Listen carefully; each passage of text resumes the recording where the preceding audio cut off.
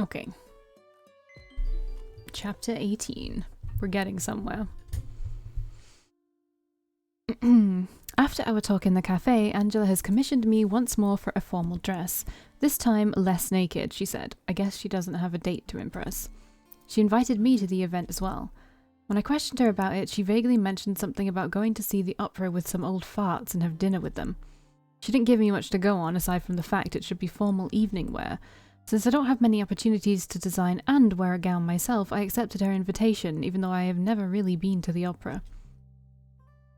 Meeting both Neil and Angela has certainly given me plenty of opportunities to attend formal events where I can show my talents. As I'm sketching out some ideas after closing time, I'm alerted by a knock on the door. Wondering who would disturb me at this time, I walk over to the entrance and look out the window. My heart skips a beat when I see that it's Neil. I unlock the door and let him in. Good evening, I greet him with my heart thumping louder. It's late. What are you doing here? Neil steps inside. He seems anxious about something. It seems you don't check your cell phone all that often, do you? My eyes dart over towards the counter where my phone is. I'm suddenly having flashbacks of how my back was pressed against the counter with Neil on top of me, and I try my hardest to fight the burning blush from creeping onto my face. Haven't checked it in a while. Why? Never mind that. I wanted to... He pauses, looking pensive. Discuss something with you. I fidget on the spot, not quite sure what he means with that. I don't think I'm ready to discuss anything, really. My emotions are a mess. There's no way I'm going to be able to put them into words. Like? I ask carefully. It's a bit awkward standing so close to him now, what with what feels like a crime scene of evidence behind me of what we did several nights ago. There's really no elegant way of putting this, but Angela's delusional ideas has made me realize it needs to be said. Again, he pauses and I can feel my heartbeat speed up in anticipation. He clears his throat, looking clearly uncomfortable. I think we should stop being in contact with one another. My mind goes blank. Oh, the fighting music is back. It's for the best. This way Angela won't be pulling you into her weird shenanigans, and I'll have some peace and quiet as well. My mouth drops open, completely and utterly shocked.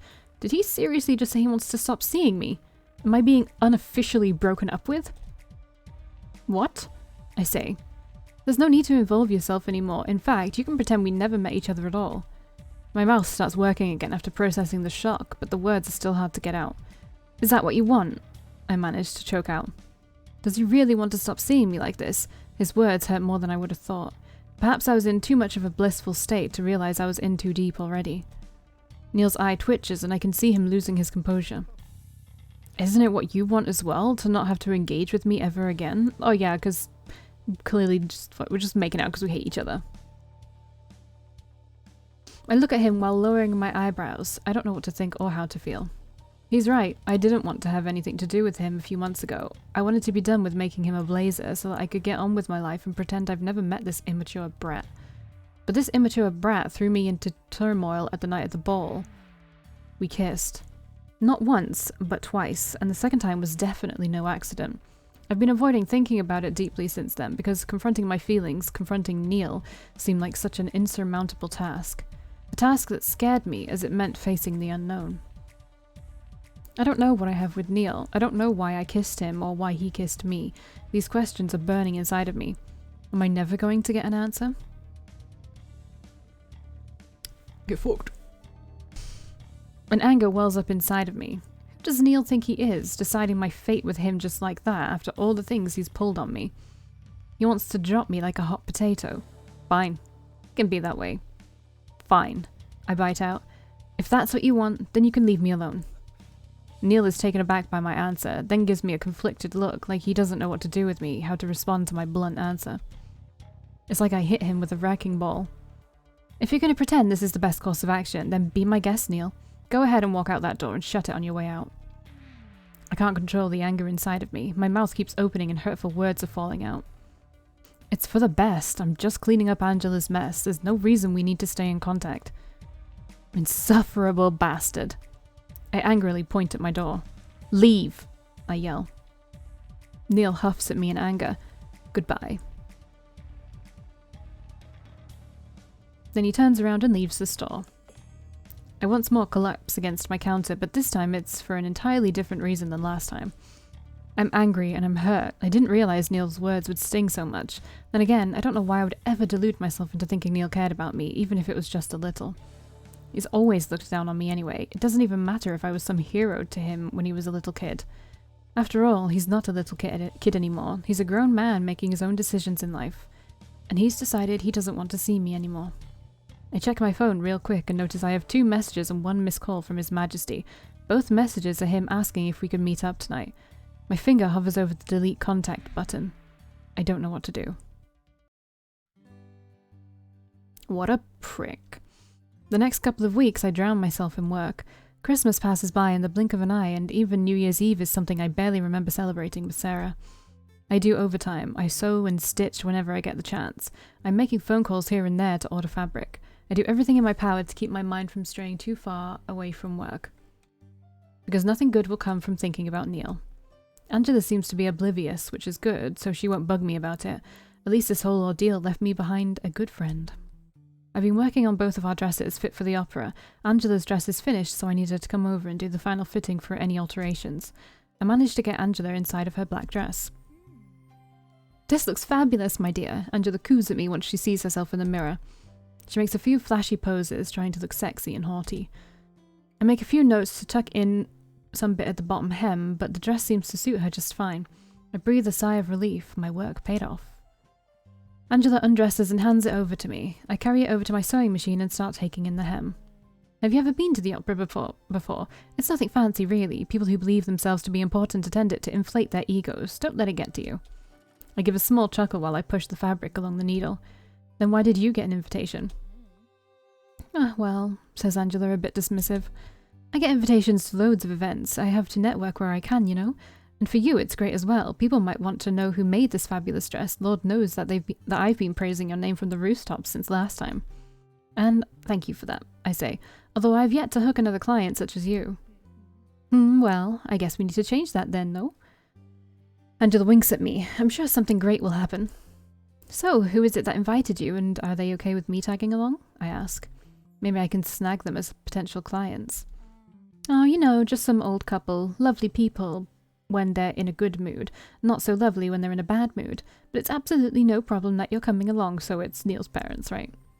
I told them all about you and they're excited to meet such a wonderful and talented young woman such as yourself.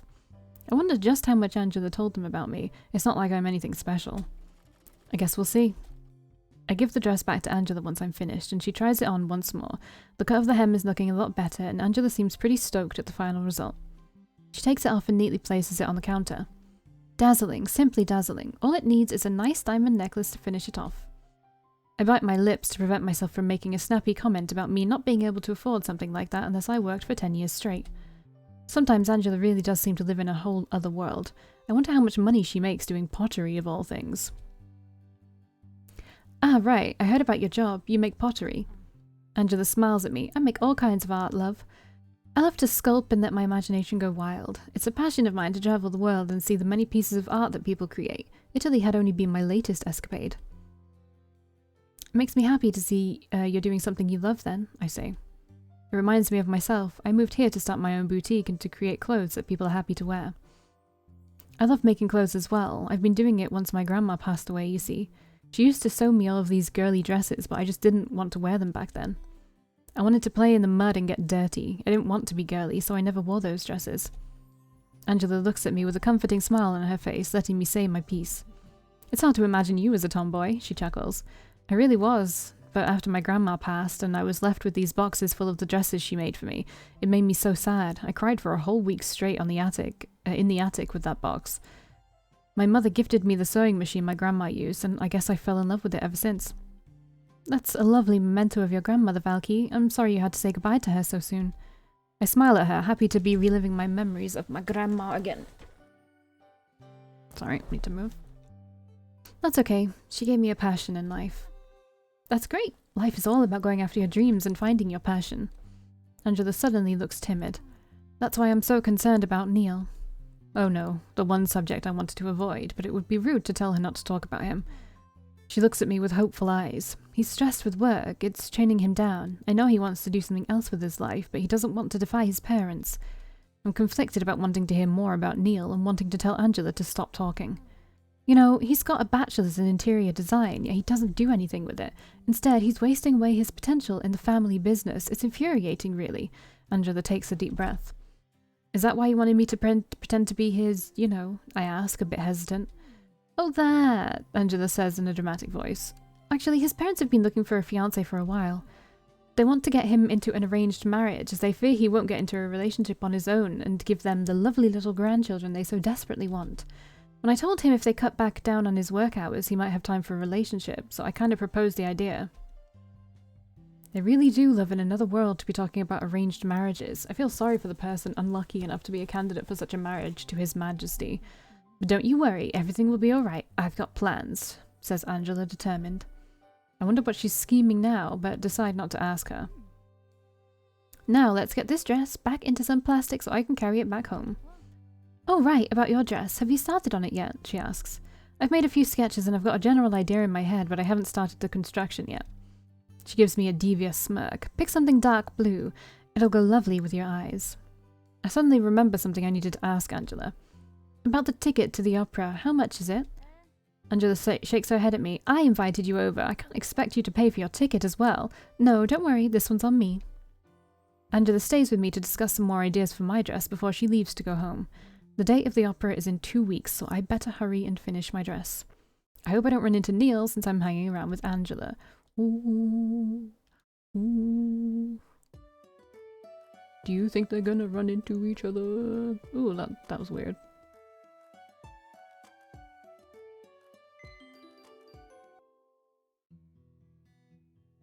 It's almost 6 o'clock and I'm waiting for Angela to pick me up at my home so that we can attend the opera together and have dinner afterwards with her guests of honor.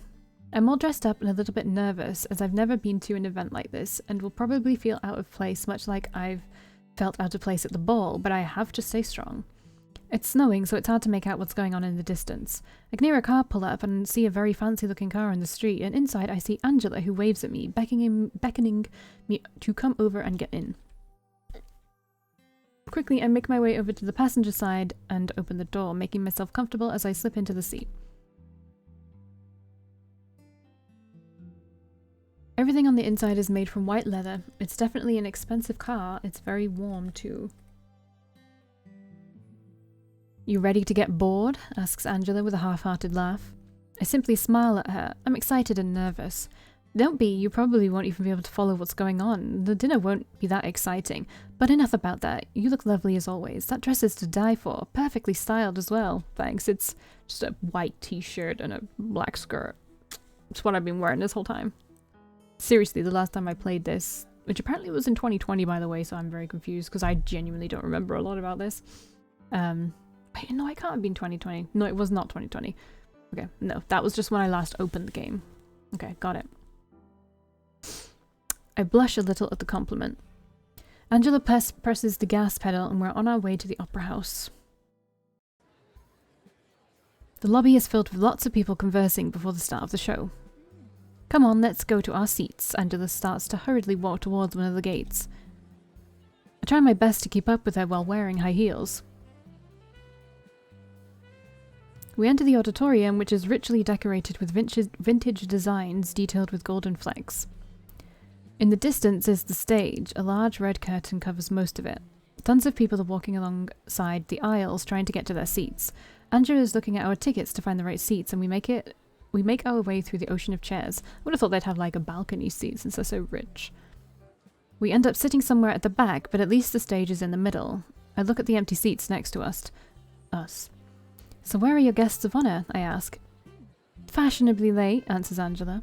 The auditorium gets filled with more and more people as time passes, and it's almost time for the show to start. That's when I hear someone call out Angela's name from behind us. Angela gets up from her seat and greets two people with an air kiss. You made it!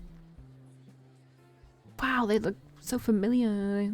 Are they inbred? They both got golden eyes. That's weird. They're an older man and woman, both dressed impeccably well. They give off this rich impression. The man is very intimidating looking, exuding a position of power. The woman is frail and thin, but her white skin makes her look even more vintage, like she stepped out of a painting. This is the girl I've been telling you about. This is Valkii Hearth. The man sticks out his hand and I quickly accept the firm handshake. Marcus, this is my wife Evelyn. And this is my wife Evelyn. Those names click something in my head. Those are Neil's parents. I shoot a dirty look at Angela, who gives me an innocent smile. Nice to meet you, I say in a low voice. I immediately take my seat again and cross my arms. Angela didn't say anything about meeting Neil's parents. Please don't let this be some kind of... I'm surprised you're wearing something even remotely resembling modest this time. I look up from my seat. Oh no. It's Neil. He's wearing the Bond suit. Wearing a dashing tuxedo that makes him look sophisticated, but it's most definitely Neil. Angela, says Neil with a low growl after his eyes meet mine. Is something the matter here? Marcus inquires. Yes, there's something the matter here. Neil looks at his father, then back at me, then finally gives Angela a deadly look. No, everything is peachy fine, he says sarcastically. His father doesn't pick it up. You must be Neil's fiancé. It's so nice to meet you, dear. I've heard from Angela that you design your own clothes, asks Evelyn as she sits down. For a few seconds, I look like a fish out of water with my mouth opening and closing at random. I'm pretty sure Angela set me up under the pretense of inviting me to go to the opera, when in reality she was letting me meet Neil's parents to go through with her ridiculous scheme. And right after Neil had said he didn't want to see me anymore. I could kill Angela right now. I'm going to scorn her so much after this. I would love to be kind here, but we're going to be fierce. Actually, I'm not Neil's fiancé. Angela steps in front of me. Now, don't make her shy. Evelyn, their engagement is still very new, so she's not used to saying Neil is her fiancé yet. Angela turns her head to me and gives me this pointed look, as if to say, please go along with it. She's really infuriating. This entire family is, but considering the situation I'm in here, I really don't have much of a choice. Why, yes, I do. This dress was designed by me as well. I answer in the politest voice I can muster. Looks absolutely stunning on you. Don't you think so too, Neil? Neil, annoyed he's being asked for his opinion, simply continues to stare straight ahead of him and mumbles something in agreement. Don't you give me that kind of attitude, young man, says Evelyn in a sturdy voice. Compliment your date, it is only polite to do. It's nice to know at least his parents were trying to teach Neil some manners, because I can recall the many times it seems he left them at the door. Neil finally acknowledges me. You look nice, he says. I know he's being forced to say this, but those words sting. Neil already made it clear he doesn't want to see me, so hearing fake compliments thrown my way only makes it worse. I want to escape this hell, but I don't want to appear rude to Neil's parents, who don't really know what's going on here. It's not their fault Angela's a conniving little. Yeah, I'm almost starting to sound like Neil there. Oh, the show's almost starting. Evelyn claps her hands to get our attention. Now let's all enjoy the show. Speak for yourself.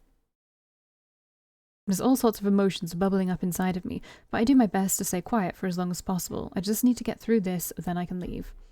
A crowd of people rushing in to find their seats as the red curtains open up. The auditorium quiets down. You can only hear the shuffling of fabric and footsteps. A lady wearing a very big dress walks up onto the stage and stands in front of the orchestra. Then the violins start playing. It sends chills down my back. It sounds so sad. After a short intro of strings, the rest of the orchestra starts playing and the woman starts to sing. I'll be honest, I'm only half paying attention to the show. I keep thinking about Neil being here with his parents and how Angela tricked me into coming along. It's simply not something I expected of Angela. I'm sorely disappointed in her for cooking up something like this. I want to leave as soon as possible. The opera slowly moves along, all the while I'm sitting on edge, and it's not because of the beautiful performance. Finally, the woman stops singing and the orchestra stops as well. There's an announcement that they'll be back after a 20-minute break. The crowd starts to leave their seats to grab something to drink or use the bathroom. I'm going to get something to drink, so I'll be right back, says Angela, and she speeds right out of there. I'm glaring at her back. She's running away from having to face my wrath, and that's also when I realize I'm left alone with Neil and his parents. Are you enjoying the show? Asks Evelyn politely. I still have to be polite, even though I was barely following it. Yes, I am. It's lovely. We can never get Neil to enjoy them, so I'm glad someone his age does. Neil quietly gets up from his seat. I'm getting something to drink as well. Before Neil can leave, Evelyn pulls on her son's hand and looks over to me. Aren't you going to offer your date something to drink as well? Be a gentleman. Neil looks at me. I can see he wants to roll his eyes desperately, but he's restraining himself. Would you like to have something to drink, Valkii? I shake my head no. As soon as Neil gets his answer, he leaves. I'm left alone with his parents, and it's making me feel quite awkward. So, Valkii, where did you meet Neil? Oh no, Evelyn is going to ask me things about me and Neil. At least Marcus seems to be staying quiet. At a cafe. I accidentally spilled some coffee on him. Evelyn gives me a small chuckle. The old classic. I'm happy to see that it didn't sour your relationship from the start.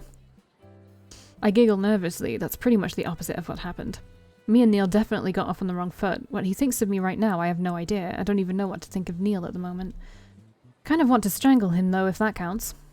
Excuse me, I'm going to find the bathroom. I say so that I have an excuse to escape the questioning of Evelyn. Maybe I can find Angela and berate her for dragging me into this. I get up from my seat and leave the auditorium. There's a bunch of people standing in line to get drinks or food, but I don't spot Angela or Neil anywhere.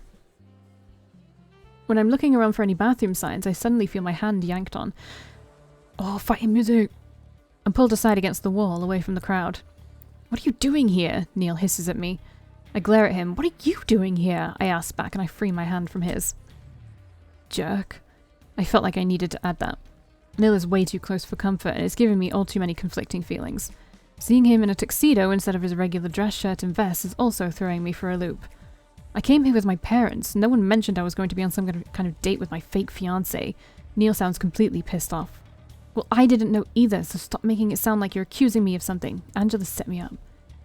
Neil backs away from me a bit and pauses to think. The angry expression on his face slowly fades into a milder one. I knew it. I knew she was going to pull you into her shenanigans. He looks at me with fierce eyes. I told you to stay away. Hey, just because you don't want to see me anymore doesn't mean I have to stop talking to Angela. She's my friend. Or was. I don't know what. What she pulled right now definitely isn't acceptable, but you don't get a say in who I see or don't see. I understand I have no control over who you speak to, but perhaps I wasn't clear enough that day. Neil takes a step closer to me, trapping me with my back against the wall. If you want to live your life drama-free, then stay away from me and my lunatic of a cousin. It only causes trouble if you keep sticking around. I get angry in return, having Neil say the same thing to me again. It hurt the first time, now it's simply infuriating. Neil, you're an enigma to me. One day you want me around, the other you're chasing me away. You don't even know what you want. What right do you have in deciding for me? I'm an adult. I can make my own decisions just fine. Oh gee, I didn't realize you liked being around me that much. Perhaps I should sign a photograph of myself and hand it over to keep you satisfied? Maybe frame it and hang it in your boutique? Sarcasm is dripping from his voice. My face flushes red. I'm not saying that, I protest. Then what are you saying? Neil asks petulantly. I bite down on my lip. What am I saying? I don't know myself. This whole Neil thing was already complicated enough before we ever touched each other's lips, let alone now when I'm roped into playing his fake fiancé while Neil told me to stay away. I stare at Neil long and hard. I don't know what to say or formulate my thoughts. He gazes right back into my eyes, and the murmur of the crowd falls to the background. Right now, we only have eyes for each other.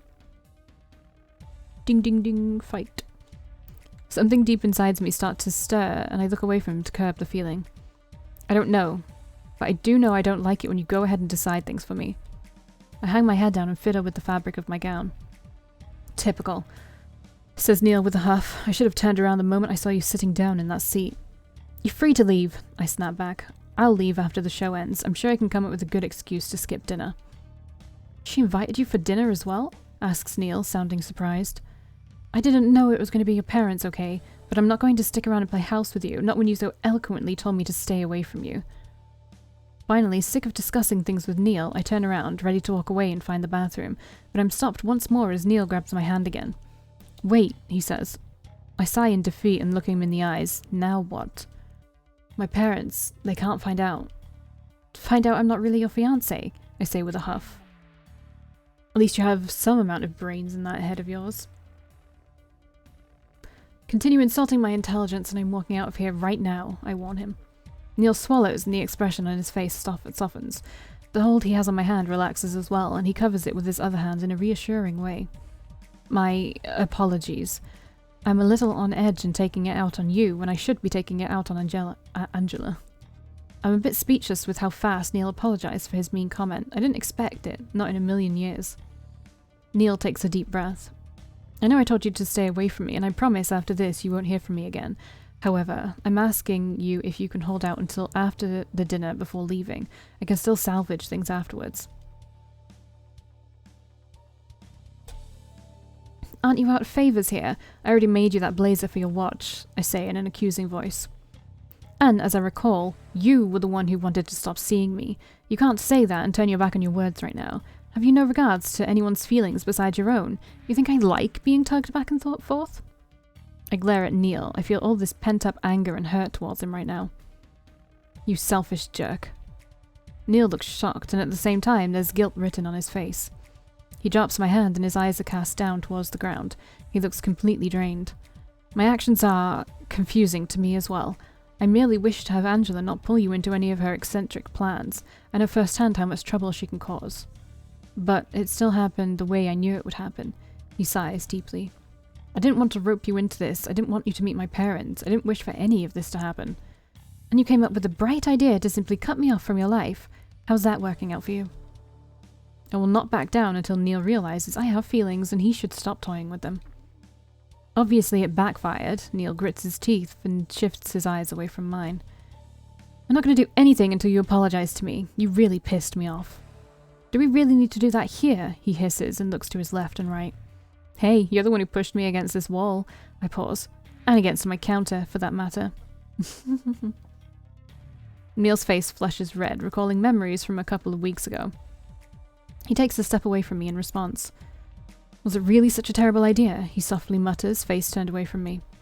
This way I'm still left with some shred of sanity. Being with you manages to turn my life upside down. Ah, crap. A tingling sensation enters my heart hearing him say that. No, I should be strong. I can't be wooed by Neil here. It was a terrible idea, and I'm still waiting for an apology. Neil bites down on his lips, his golden eyes glaring at me, but with no ill intentions. He seems conflicted mostly. He starts, pausing for a second to clear his throat. Sorry. I can't help but find Neil adorable amidst the chaos. He's being submissive, he's apologizing. I didn't think I would ever see the day where Neil would meekly go along with what I asked of him. Since when did he grow a conscience? Now could you please be my fiancé? Other people passing by overhear Neil's words and suddenly start going, "Aw, he's proposing." Both Neil and I turn red at the misunderstanding. It really did sound like a proposal.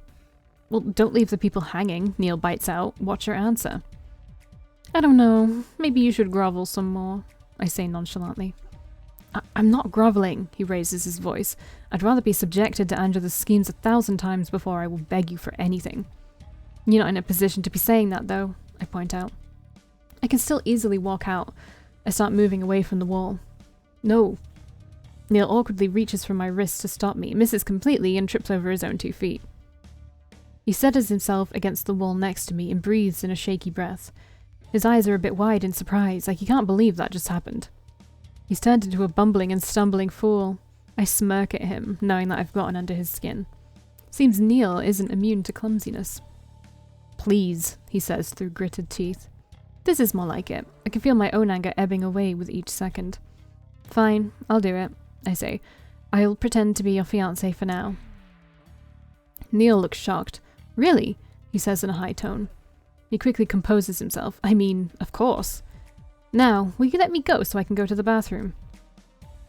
Neil backs away from me. I'll get some drinks for us then. I'll see you in the auditorium. We finally part ways.